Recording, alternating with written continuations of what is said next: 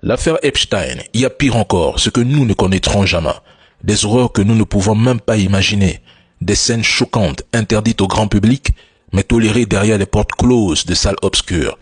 Ce qu'ils ont dévoilé n'est qu'une goutte d'eau dans un océan.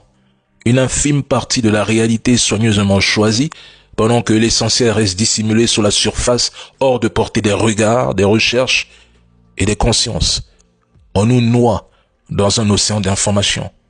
Des tranches de fichiers par-ci, des fuites contrôlées par-là par des agences de renseignement pour créer du bruit, diluer la vérité et nous faire croire qu'on avance, que le système s'effondre et que Donald Trump serait devenu le gentil. Vous vous faites manipuler, les gars. Surtout ceux qui y croient, qui jubilent, qui applaudissent et félicitent Donald Trump. On vous sert un récit, une vérité bien emballée. Les victimes se cachent, elles ont peur. Elles se taisent pour survivre.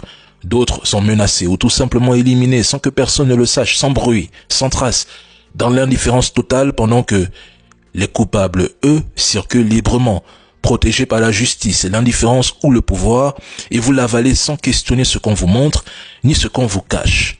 On nous sert ce qu'on veut pour nous occuper, des scandales pour nous diviser, pendant que les vrais maîtres tirent les ficelles sans être touchés. Il y a 2 ans, je le disais ici. C'est une matrice de contrôle. On nous conditionne à penser que la vérité sort pour apaiser notre soif de justice. Mais c'est un mirage. Les rituels des élites restent secrets. Et nous, le peuple, sommes noyés dans nos propres visions. Le système n'a pas perdu.